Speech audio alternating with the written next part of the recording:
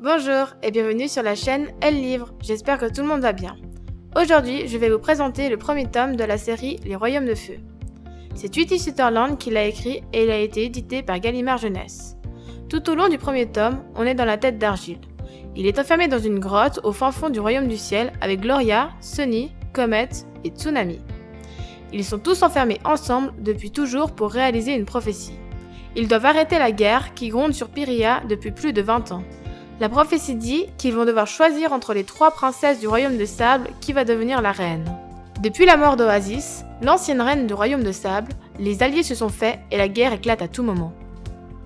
Je vais avant tout vous présenter plus précisément les dragons de la prophétie. Voici Argyle des ailes de boue. Et maintenant Gloria des ailes de pluie. Ensuite Comet des ailes de nuit. Pour continuer, Sunny des ailes de sable. Et pour finir, Tsunami des ailes de mer.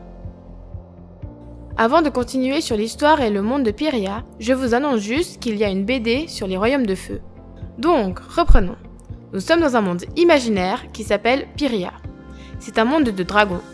Les personnages principaux sont Argyle, Gloria, Comet, Sunny et Tsunami. Ils doivent réaliser une prophétie qui consiste à arrêter la guerre et que Pyrrhia retrouve enfin la paix entre tous les clans. Donc, Argyle et ses amis sont coincés dans une grotte. Ils n'ont jamais vu l'extérieur et ils veulent à tout prix sortir de là-bas.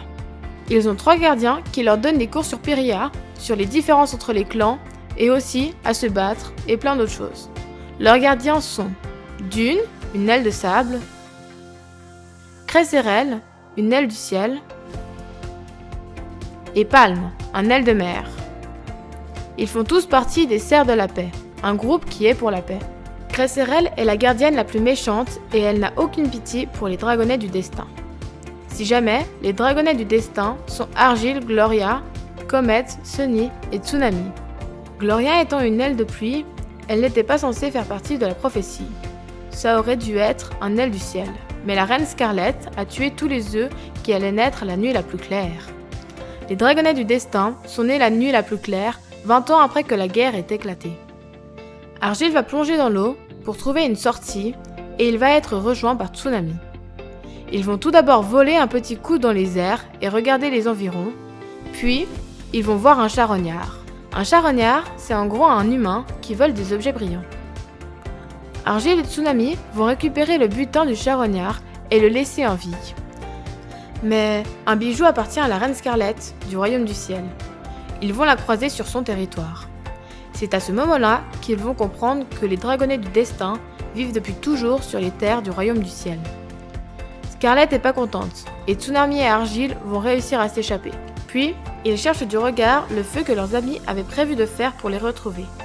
En allant les chercher, la reine Scarlett les retrouve et elle va enfermer Argyle, Tsunami et Comet dans l'arène.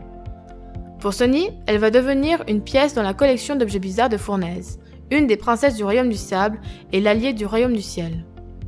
Quant à Gloria, elle va devenir une statue à côté de la reine Scarlett pendant les combats dans l'arène. Argyle va rencontrer Péril, une aile de sable. Péril est née avec trop de feu dans son sang et, quand elle touche une personne, celui-ci brûle. Argyle va faire un combat et va gagner grâce à un venin sorti de nulle part. Tsunami va combattre un aile de mer. Pour le jour d'éclosion de la reine, celle-ci voulait qu'Argyle, Comet et Tsunami se battent pour lui offrir un spectacle. Mais les choses ne se passèrent pas comme prévu. Les ailes de nuit vont aller chercher Comet sous prétexte que les ailes de nuit ne peuvent perdre aucun membre de leur clan.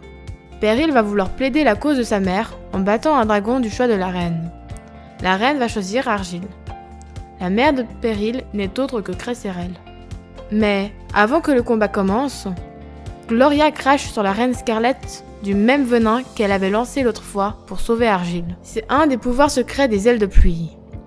Les dragonnets du destin s'enfuient avec Péril. Ils vont aller rejoindre le royaume de boue pour retrouver les parents d'Argyle. Les dragonnets du destin vont apprendre que les ailes de boue sont des brigades avec comme chef un grand aile.